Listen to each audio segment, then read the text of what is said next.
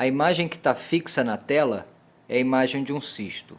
E percebam que esse cisto tem algumas características. Eu vou passar o vídeo do exame e eu gostaria que vocês observassem todas essas características, mas no final, depois que acabar a análise, o vídeo do exame, eu vou mostrar algumas imagens fixadas novamente e a gente vai descrever cada uma dessas alterações. E na conclusão a gente vai formular uma frase em que todas essas características elas estarão contidas. Isso é um exercício de observação e de redação, para que o laudo fique completo, com uma redação que seja sucinta, porém não negligente. Tá bom? Então vou passar o vídeo agora e depois eu volto.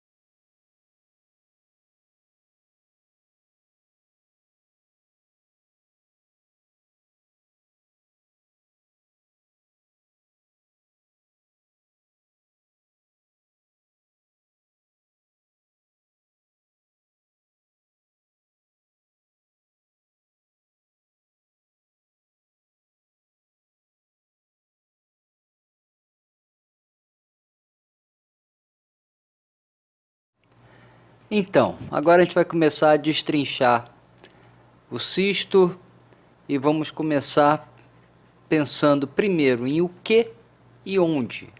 Bom, o que a gente já sabe, um cisto, né? E onde? No rim direito, especificamente no polo superior, tá? E vamos tentar localizar um pouco melhor, né?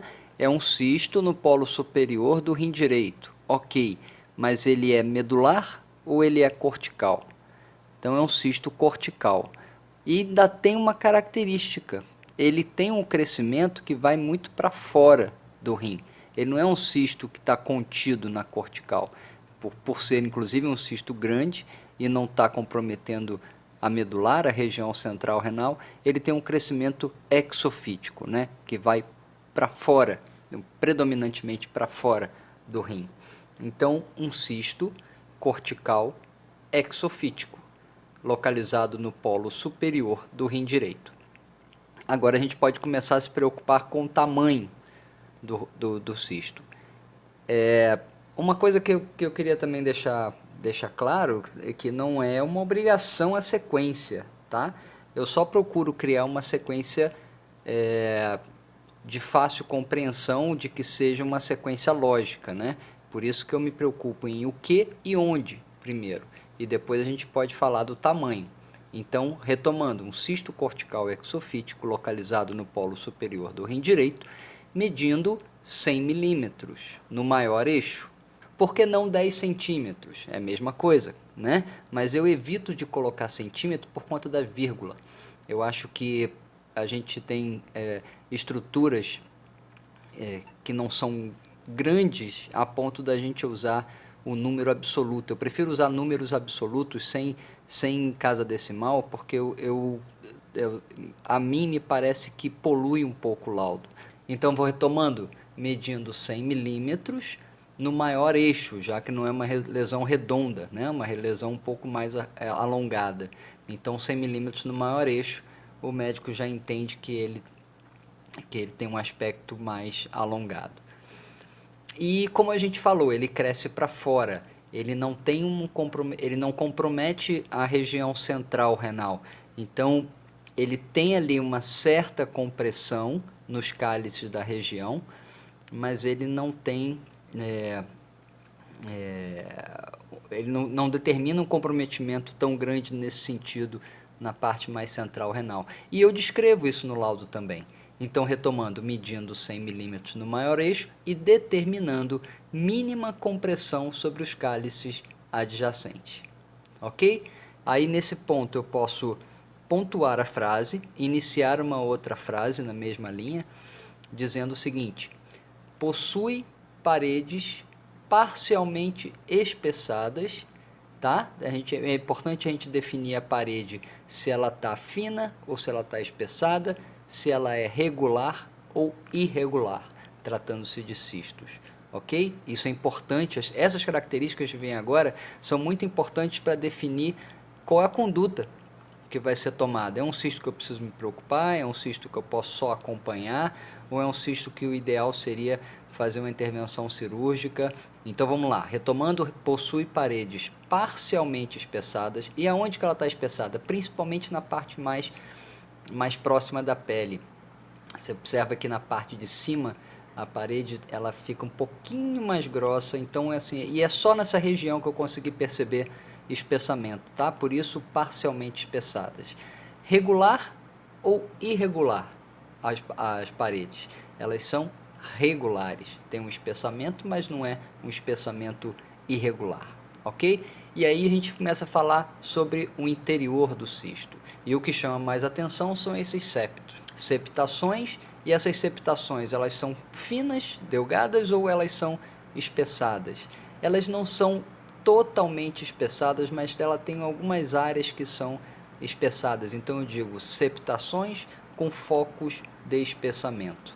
E outra coisa importante de saber é se ela tem calcificação ou não nas paredes também. Isso é levado em consideração na classificação de alterações dos cistos. Então sim, eu não sei se vocês perceberam, mas depois pode voltar, tem umas áreas um pouquinho mais ecogênicas do que o restante dos septos. E como é sutil, eu boto algumas calcificações incipientes. E falando agora do restante do conteúdo, da parte líquida do cisto, a gente observa que não é um líquido anecoico. Ela tem alguns pontinhos ali, você percebe que esses pontos são pontos ecogênicos, né, lógico, e você percebe que eles não são fixos, eles estão ali dispersos naquele líquido, estão em suspensão, eu gosto de usar esse termo.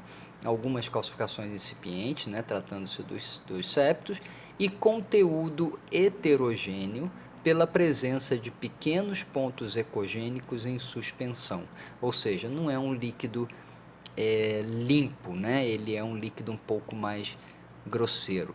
O que seria esses pontos ecogênicos aí pode variar de processo inflamatório, no caso de abscessos, hemorragia, então isso tudo depois pode ser considerado no segundo tempo.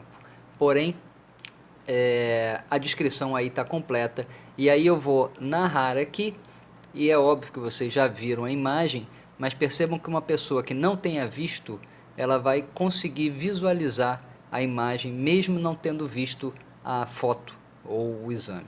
Então vamos lá, tudinho. Cisto cortical exofítico, localizado no polo superior do rim direito, medindo 100 milímetros no maior eixo e determinando mínima compressão sobre os cálices adjacentes.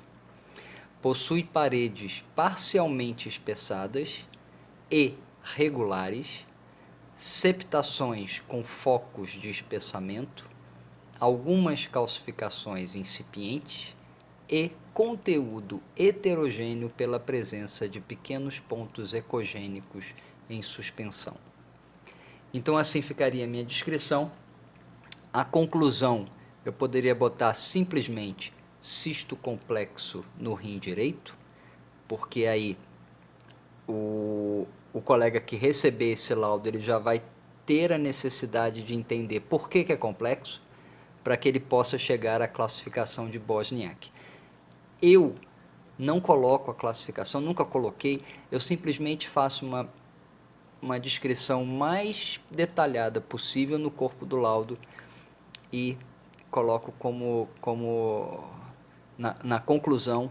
Nesse caso eu colocaria sim um cisto complexo, que eu acho que eu gostaria de chamar um pouco a atenção para a questão do cisto ter algumas características que são relevantes com relação a prognóstico. Então, falar a palavra cisto complexo já induz o colega a procurar saber de que você está dizendo, de que você está falando. Então, eu posso tornar a conclusão também um pouco mais enxuta. E se quiser colocar a classificação de Bosniak, eu acho que aí ela se enquadraria aí num Bosniak 3, mas eu não gosto de colocar. Nunca coloquei e está tudo bem. Eu acho que a descrição bem feita substitui esse tipo de classificação. Tá? E se o colega quiser classificar, ele olha ali as características que eu descrevi e ele classifica. O colega especialista, que ele vai ter boas condições de fazer isso. Tá legal, gente? Então, é isso.